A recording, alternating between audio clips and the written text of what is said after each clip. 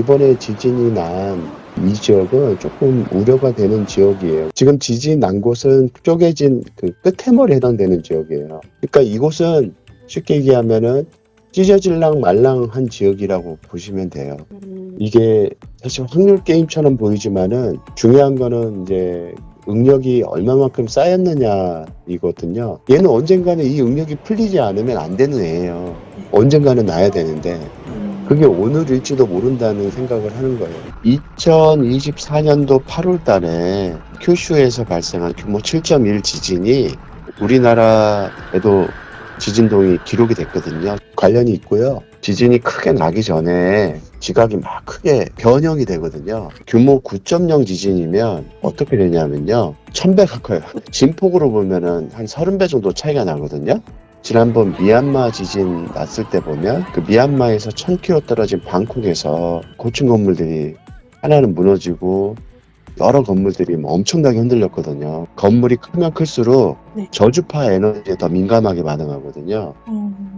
그러니까 우리나라 남해안의 일대에 있는 고층 건물들, 뭐 해운대에 보면은 엄청 큰 건물들 많잖아요. 그런 건물들이 30cm 이상 굉장히 길게 왔다 갔다 흔들릴 거란 얘기죠. 일본에서 규모 7.7의 강진이 발생했습니다. 일본 기상청은 거대 지진이 발생할 확률이 10배 올라간다고 보고 주의보를 발령한 상태인데요. 이번 지진이 더 큰 재앙의 시작이 될 수 있다는 점에서 주민들의 불안감이 커지고 있습니다. 동일본 대지진 나기 3일 전에 그 규모 7.0대 지진이 났어요. 그리고 나서 규모 9.0의 동일본 대지진이 났거든요. 그 규모 7.0대 지진이 발생했을 때 사람들은 그 지역에서 날만한 지진이 났다라고 생각을 했었어요. 그게 이제 결국은 전진 효과를 낸 거거든요. 이번 지진으로 끝낼 거냐 아니면 전진 효과로 인해서 뒷지진까지 영향을 줄지를 판단하는 기준이 한 일주일 정도로 우리가 경험적으로 생각을 하는 거죠. 일주일 후에 나도 사실은 할 말은 없는 거예요. 이번에 지진이 난 이 지역은 조금 우려가 되는 지역이에요. 왜냐하면은 동일본 대지진이 나고 나서 북단으로 쪼개졌거든요. 북쪽 방향으로 한 300km 정도가 쪼개졌거든요. 지금 지진 난 곳은 쪼개진 그 끝에머리에 해당되는 지역이에요. 그러니까 이곳은 쉽게 얘기하면은 찢어질랑 말랑한 지역이라고 보시면 돼요. 특히 작년 12월에도 인근 지역에서 또 규모 7.대 지진이 났거든요. 그 얘기 뭐냐면은 지금 이 지역이 굉장히 좀 불안정하다라는 반증을 하고 있는 거예요. 이게 사실 확률 게임처럼 보이지만은 중요한 거는 이제 응력이 얼마만큼 쌓였느냐이거든요.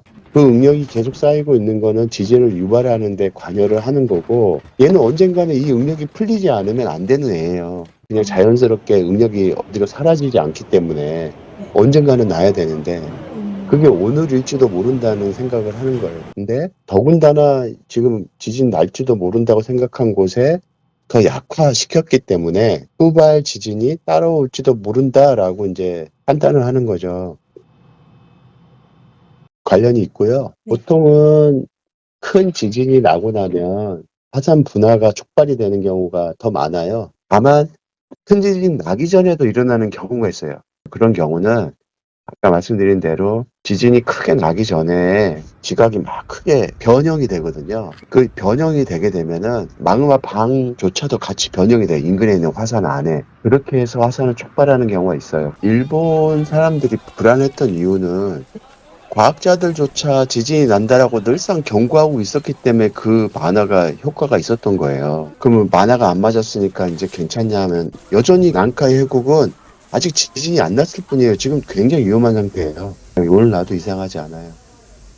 2024년도 8월 달에 큐슈에서 발생한 규모 7.1 지진이 우리나라에도 지진동이 기록이 됐거든요. 지진파로. 근데 우리나라 남해안까지 거리가 한 500km가 채 안 돼요. 우리나라 남해안 일대에 있는 지진계에서 이 기록된 파형을 보면요. 한 1cm 정도 이렇게 위아래로 움직인 게 나와요. 규모 9.0 지진이면 어떻게 되냐면요. 1000배 가까워요. 진폭으로 보면은 한 30배 정도 차이가 나거든요. 그러면 우리나라 남해안에서는 한 30cm가 흔들린다는 얘기예요. 그리고 굉장히 장주기로 흔들릴 거예요. 왜 장주기냐면 지진 규모가 크면 클수록 저주파 에너지가 훨씬 많이 나오거든요. 지난번 미얀마 지진 났을 때 보면 그 미얀마에서 1000km 떨어진 방콕에서 고층 건물들이 하나는 무너지고 여러 건물들이 뭐 엄청나게 흔들렸거든요. 규모 7점대 지진이에요. 미얀마 지진 규모 7.7이었거든요. 고층 건물들은 그런 저주파 에너지에 굉장히 민감하게 반응해요. 왜냐하면 건물이 크면 클수록 네. 저주파 에너지에 더 민감하게 반응하거든요. 음, 그러니까 우리나라 남해안에 일대에 있는 고층 건물들, 뭐 해운대에 보면은 엄청 큰 건물들 많잖아요. 그런 건물들이 30cm 이상 굉장히 길게 왔다 갔다 흔들릴 거란 얘기죠. 그런 지진이 날 걸 대비해서 고층 건물들이 잘 지어졌느냐? 근데 이건 확인해 봐야 할 문제겠죠.